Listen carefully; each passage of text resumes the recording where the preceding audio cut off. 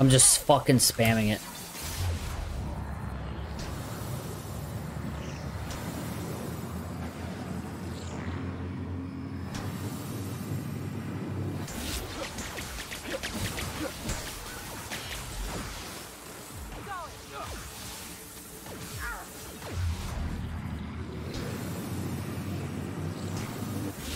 I may have done this.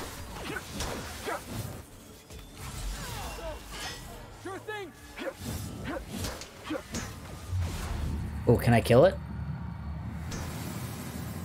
Look how much fucking health this thing has.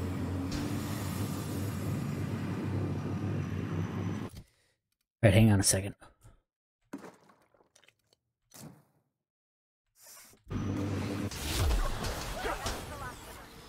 Nobody messes with you, boss. Ooh! First try, baby! First try. On my way. Yeah, I'm pretty sure I, killed him too fast, so all these things spawned. Oh, fuck, man. Oh no, I have fucking adrenal crash. Shit, dude. I'm so fucking slow now.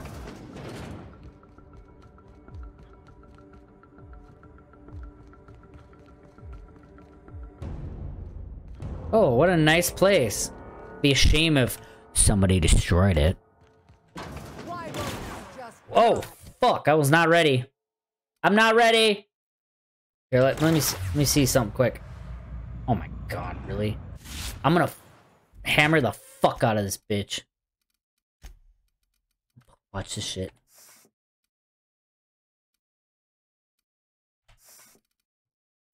Oh, I didn't need to do that, I don't think. I don't think I need to do that. Oh, okay, well, whatever.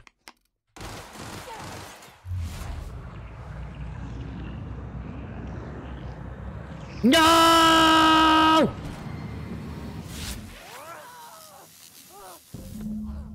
Damn it, I wanted to do it. Yeah, what up?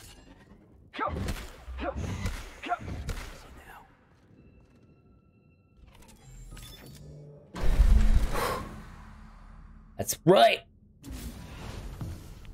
You don't know how glad I am to see you. You did the right thing. Akande was a monster. Her death was much deserved and long overdue. And you lunatic, you broke into the board's own fortress just to rescue one doddering old man. You are absolutely out of your mind. And I can't begin to Yep, I am. enough. I definitely am.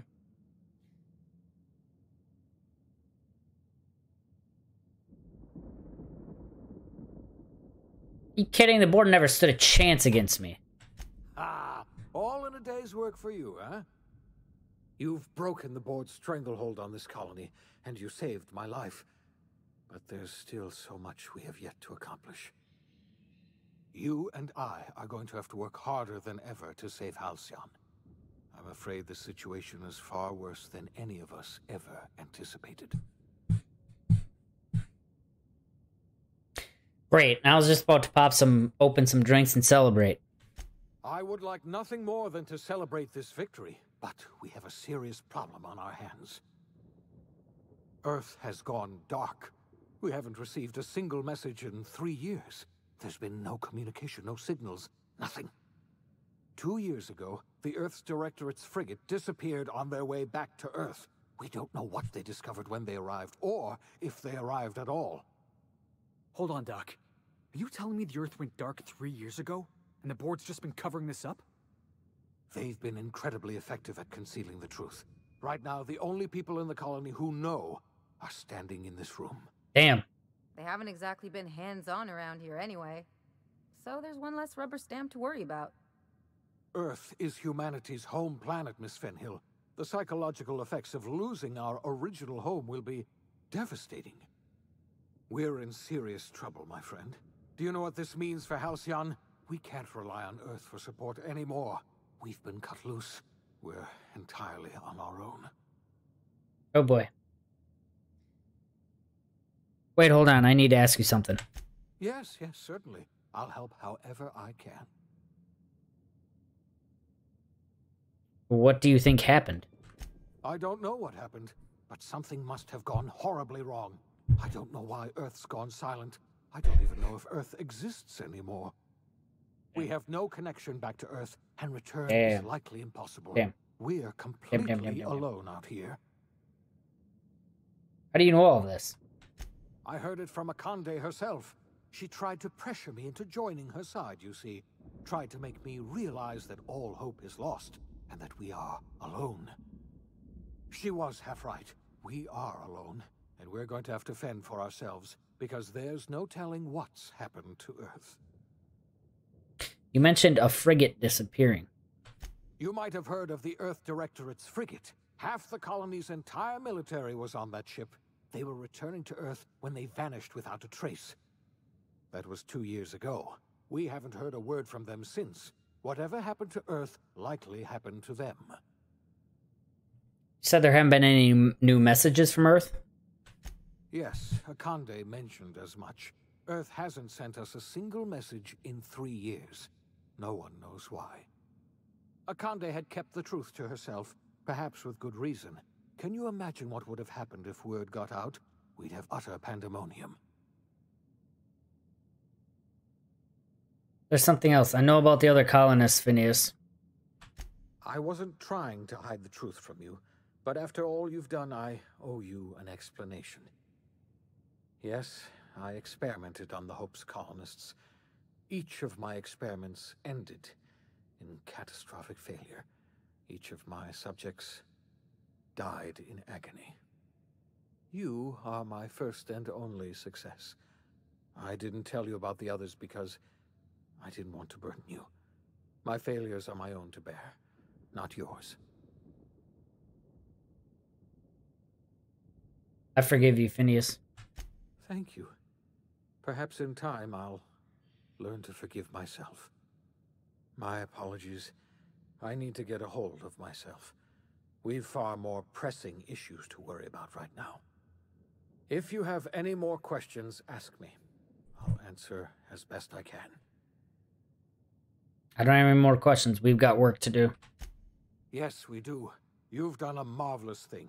You've succeeded where anyone else would have failed, including me. We must begin the revival process immediately, starting with the Hope's brightest minds, and then we're going to fix this damn colony, one problem at a time. We're going to need a leader, and I can't imagine a better person for the job than you. What do you say, old friend? Will you help us?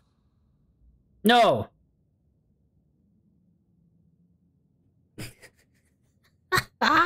Yeah, I'm the leader. Huh? Oh, sorry, I wasn't listening. I was thinking about getting some ice cream. I see. Well, you've certainly earned a treat for yourself. I'll just get on with reviving the other colonists and saving Halcyon, then. Enjoy your creamed ice, or whatever you call it. Oh, I think I was supposed to say yeah. The OSI teaches that everything in the universe happens according to the grand plan. But the stranger that arrived in Halcyon was an unplanned variable. Damn, look at that ass. He landed in Emerald Vale. His actions altered the course of history. The events on Tartarus brought about the end of the board's authority. But the board's mistakes would haunt the colony for decades to come. The damage they left behind would require the work of a generation to repair.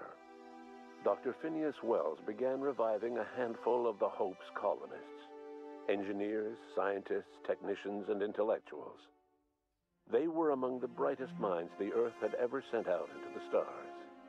The Hope scientists and engineers woke up in a colony descending headlong into total collapse. With no way to return to Earth, they had no choice but to band together and devote themselves to the cause of saving Halcyon. The people of Halcyon were nothing if not hardy. In the absence of the board's authority, many of the colony's settlements banded together with a single purpose in mind: survival. Life was especially hard in the years to come. Some towns dissolved by attrition and starvation, but most of them found a way to carry on. In the years to come, Halcyon was forced to reckon with its newfound freedom. The board was gone, and for better or worse, the colony was responsible for its own destiny. Between MSI's worker-centric policies and the iconoclast's manpower, Sanjar and Zora were able to rally many of the Terra 2 townships to their cause. MSI's workforce swelled, and the iconoclasts enjoyed a significant surge in their ranks. The board was too distracted by infighting and internal politics to stop MSI from becoming a powerful corporation and a refuge for townships that might have fallen through the cracks. Consumed by paranoia, Lilia Hagen took Sublight Salvage in a controversial direction, openly accusing board officials of an extraterrestrial conspiracy. One day, an accident at the Groundbreaker's docking bay silenced her forever. Time would tell if her replacement could keep the Sublight family together. Adelaide McDevitt replaced Reed Thompson as the leader of Edgewater. She and her followers transformed Edgewater in their image. Anyone loyal to Reed was pressured into leaving town, and those who stayed behind adapted to her way of life. Adelaide transformed the old cannery into a new garden. The nearby Edgewater Cemetery provided a convenient source of fertilizer. Under the leadership of Junlei Tennyson, the Groundbreaker held firm against corporate influence. The ship's mechanical stability gave Junlei the time to educate a promising generation of engineers schooled in her family's traditions. The future of the Groundbreaker looks promising. The rediscovery of the Hope and the abandonment of the lifetime employment program forced Byzantium to come to terms with some uncomfortable realities about the state of Halcyon. While Byzantines were reluctant to surrender the luxuries they'd grown accustomed to, the board's diminished authority gave them little choice in the matter. Nearly everyone had to learn to make do with less. Some even had to get jobs. Oh no. It was a dark time indeed. Your influence shifted Ellie's perspective. She finally admitted, albeit grudgingly, that she just might need other people. Sometimes. With a steady income from the life insurance payouts, she was finally able to afford a ship of her own. She hired a small crew and flew supply missions to communities on the fringe. Atta girl, there you go. Or even legal. Life in Halcyon was sobering for Felix Millstone. The grand revolution he dreamed of never came. There was no great awakening for the colony, no celebrations in the streets. There was only the hard, desperate work of trying to repair a broken colony. Felix never had a head for numbers, but if there was labor to be done, he was there to help. Eventually, Felix realized that the work of a revolution was done with two hands. As much as he enjoyed his adventures aboard the Unreliable, the vicar, known as Max, eventually decided that it was time to move on, to live out the life he had sought so long to create. He knew there were many in the colony who carried burdens much worse than the ones he had struggled with, and he devoted himself to easing their suffering wherever he could. He only ever took up arms again to defend the defenseless.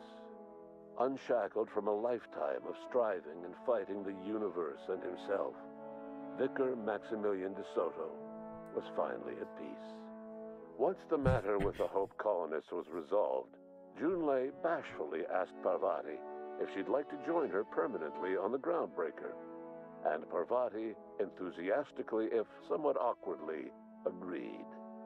The stories of her adventures spread across the colony, and Parvati soon found herself the center of attention.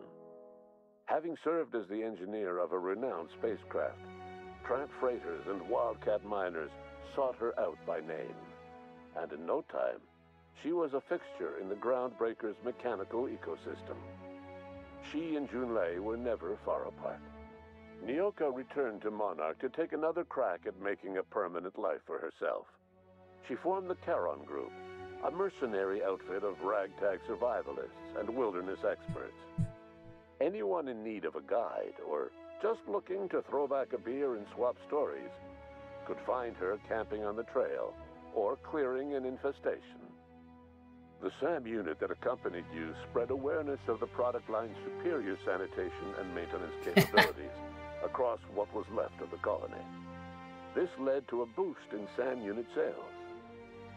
Did you know that SAM units are the longest-lasting, toughest-acting cleaning solution in Halcyon? Minister Clark was released from house arrest, and his contact with you gave him a sense of renewed purpose and vigor.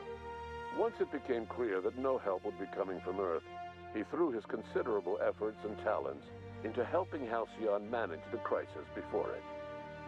As for Dr. Phineas Wells, he spent his remaining years in his orbital lab. He eventually came to terms with his own past and was able to forgive the mistakes of his younger self by devoting his remaining years to serving the colony. In the end, Dr. Wells was able to save every scientist and engineer aboard the Hope. Over the next decade, nearly all of the Hope's remaining colonists were successfully revived.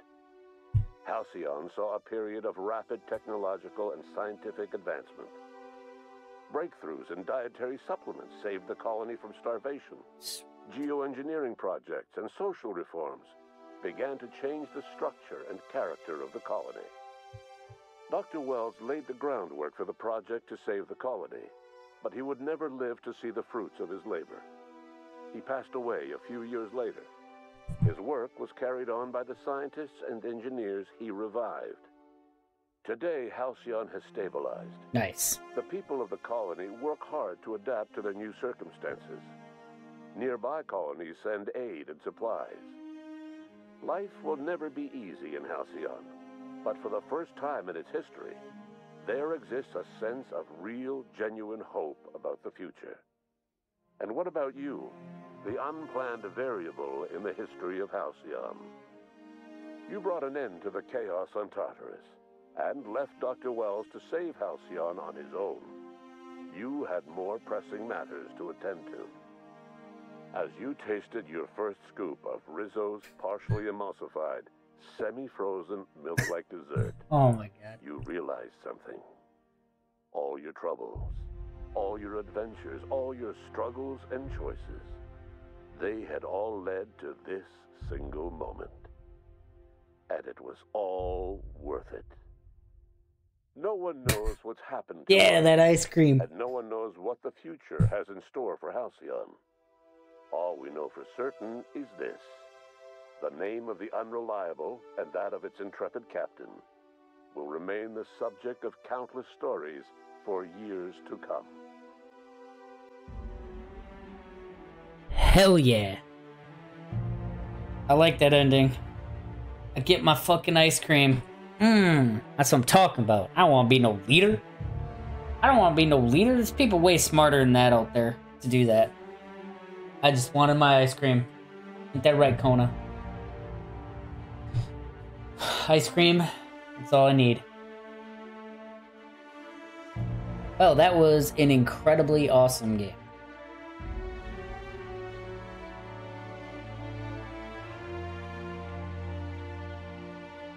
Definitely ramped up the difficulty in that last part, which I liked. Oh, God.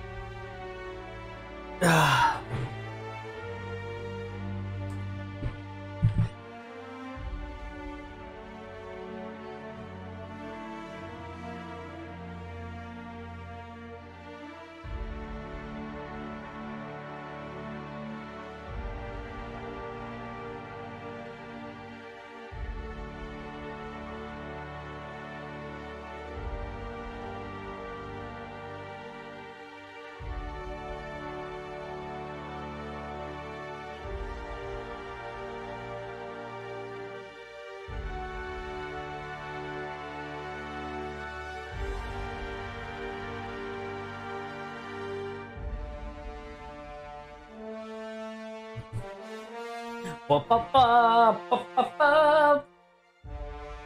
ba ba ba. Alright, my pee.